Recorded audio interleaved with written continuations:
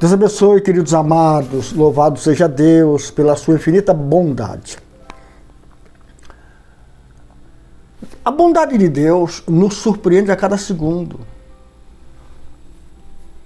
A cada segundo, a bondade de Deus nos chega trazendo lembrança das suas maravilhas. E podemos viver e conviver com as maravilhas que Deus nos faz.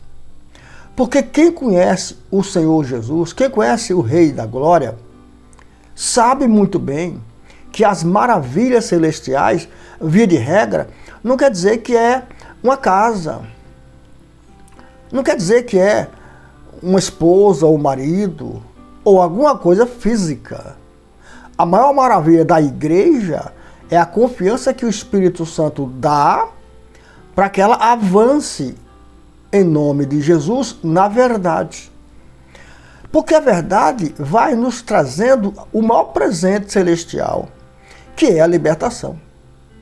E durante a libertação de qualquer cristão, é gerada uma energia negativa, que só é superada, essa energia negativa, por conta da perca das vontades, do desejo, só é superada por nós quando nós mentalmente aplicamos o nosso pensamento na palavra de Deus.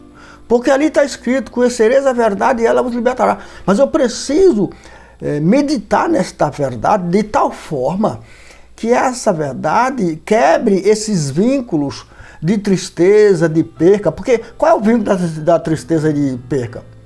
É que traz mágoa ao coração. Traz um dano terrível. Perder o conforto do que tinha, perder aquilo que te dava conforto, tirar você da tua Jerusalém, do teu bem-estar. Isso gera desconforto, tristeza, angústia.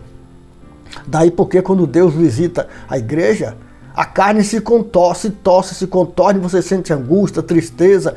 É porque Deus está te visitando e naquele momento toda a força da carne é exprimida, expelida de você. Para superarmos esse rasgão da carne que a libertação cria em nós, e convém criar, senão não nos libertamos, é preciso que eu coloque minha mente na palavra, porque eu não vou ter força em mim mesmo para suportar tudo isso. Um homem só suporta a perca do seu desejo, é pelo poder da palavra. É o Santíssimo Espírito de Deus, a luz da palavra, que nos capacita para suportarmos a perca da nossa vontade. Mas, contudo, depois que nós perdemos o poder humano, o poder carnal, e fica só o juízo de Deus, só a vontade de Deus operando na nossa massa cinzenta, depois disso, nós vamos nos aproximando do Todo-Poderoso e vamos recebendo revelações que vai nos iluminando, nos purificando, nos fortalecendo e nos fazendo reinar sobre o mal. Deus vai nos dando este poder de reinar sobre o mal. Mas eu preciso entender que todo o sofrimento em relação à libertação importa. É o espremer da carne, é o morrer para Cristo. Quando você sabe que aquilo tudo tem uma consequência gloriosa, que é receber o presente maior de Deus para a tua vida, que é a libertação, você se torna um homem livre, uma mulher livre. E uma pessoa livre voltou à sua origem. Voltou às origens. Voltou ao lugar certo, o seu canto real, o seu lugar certo, que é em Deus. Ele saiu de Deus. E agora Deus está resgatando de volta. Lembra de Adão. Quando Adão peca, mas Eva, Deus não o abandonou. Deus reparou o dano criado. Mas a vinda do Senhor Jesus Cristo nos mostrou o infinito amor de Deus para resgatar a sua obra número 1, que é o homem. A sua obra mais importante na terra. Você acha que Deus criou a humanidade para quê? Foi para ficar prostrada num canto, sendo jogada para lá e para cá pelo vento? Não. Deus criou a humanidade, a sua imagem e semelhança, para eles fazerem na terra a função de Deus. Deus não faz nada sem um propósito. E o propósito do Senhor é fazer com que esses pequenos deuses, que somos nós, venhamos andar na verdade, para que essa verdade ilumine os nossos passos e em cada lugar que nós estamos, ou chegamos, ou vamos estar, também seja iluminado pela nossa presença. Porque se a verdade está em mim e está em você, onde você chegar, não precisa nem falar nada. Se você é um homem liberto, você sabe do que eu estou falando. Eu sou evangelista de rua, a minha vida foi pescar alma, e tinha momento que Deus falou, Damásio, quando eu chegar lá não fala nada. E eu ficava ali, só ouvindo a santa voz do Senhor, a respeito do que ele estava fazendo. Tinha situações que ele mandava eu falar, tinha situações que ele dizia, não fala nada. Mas isso é uma convivência harmônica entre Deus e o homem. Entre Deus e o homem liberto. O homem que não está liberto, ele não vai poder ouvir a voz de Deus. Não vai poder. Ele vai ter o entendimento da palavra, vai estar até no poder de Deus, Deus usando e tal, mas ouvir a sua voz, não dá. Porque o homem que não está liberto, ele não está de pé. Ele não está de pé. A Bíblia diz, fica de pé e eu falarei com você. Deus, ele quer falar. Não estou dizendo que ele não fala com o homem deitado, porque tudo é a questão de posição que Deus deixa. Se Deus deixa o homem deitado, Deus vai falar com ele deitado. Mas não é o corpo físico que está de pé. Não, o corpo físico pode estar deitado. E Deus vai falar com um cara que tá, com uma pessoa que está deitada. Mas o espírito do homem está na presença de Deus.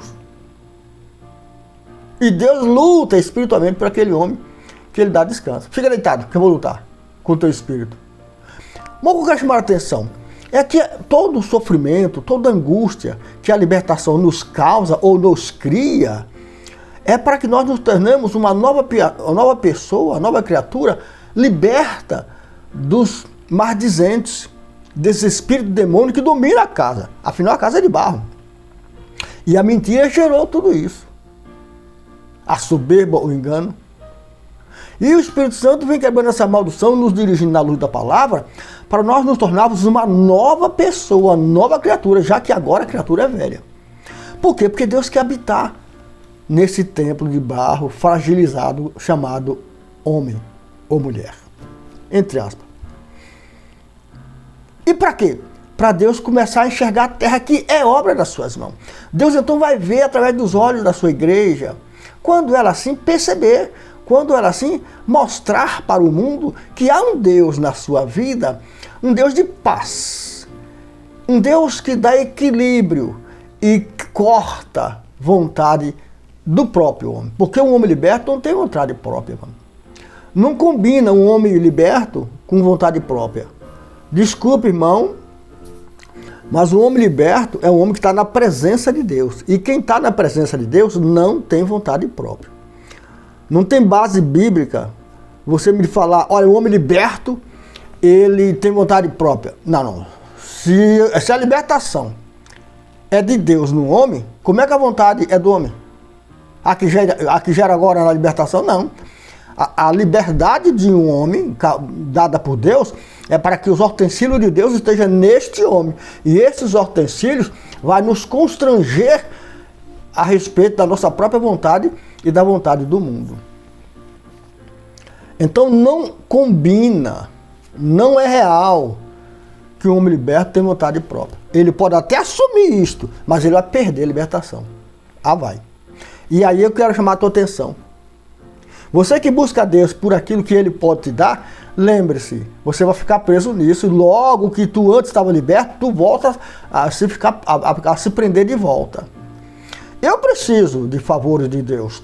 Nós precisamos e buscamos. Mas acima do que Deus pode me dar, está Ele na minha vida. Pois na minha boca só vai fluir água doce. Quando eu assim perceber que sem Jesus eu não posso. Na medida em que eu percebo que sem Jesus eu não consigo, evidentemente eu permaneço liberto e sendo usado por Ele.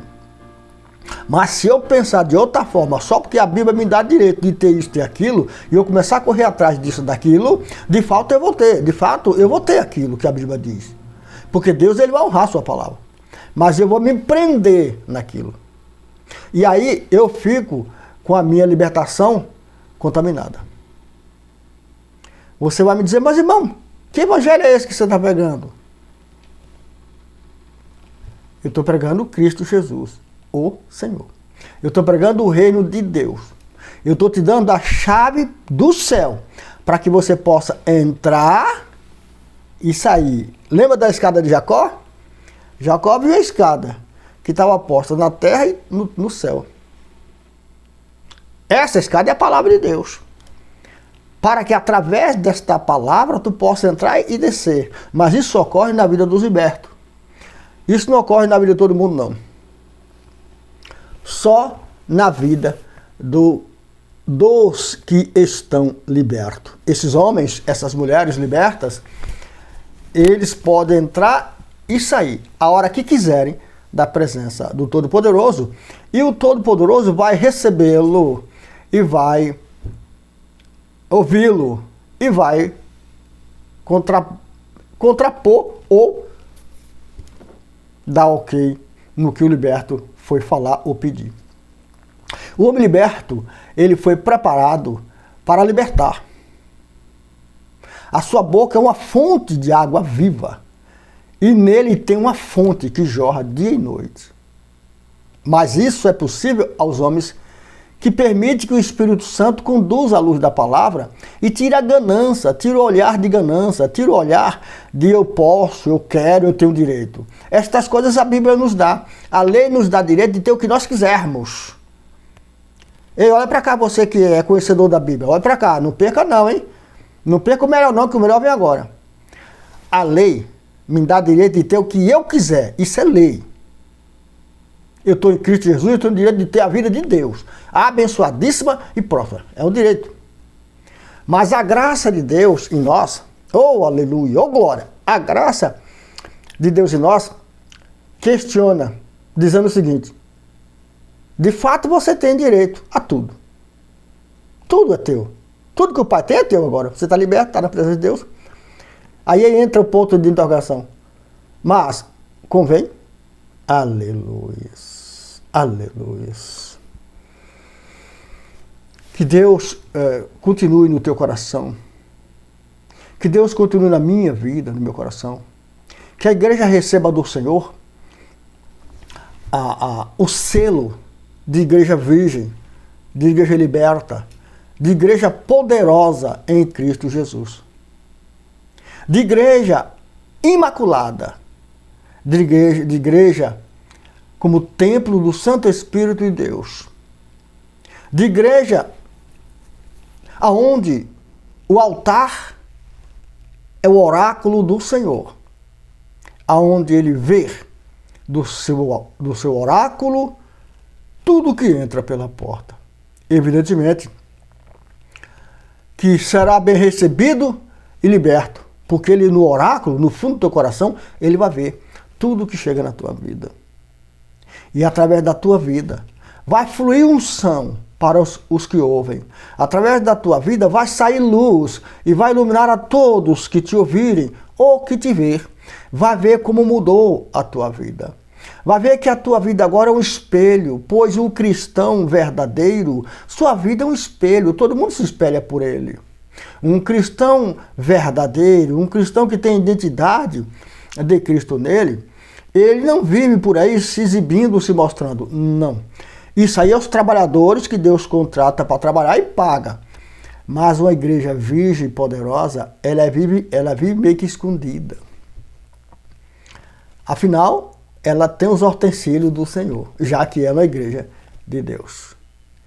E a igreja de Deus não pode ficar por aí exibindo as coisas do Senhor, porque o adversário quer sujar, quer entrar, quer roubar.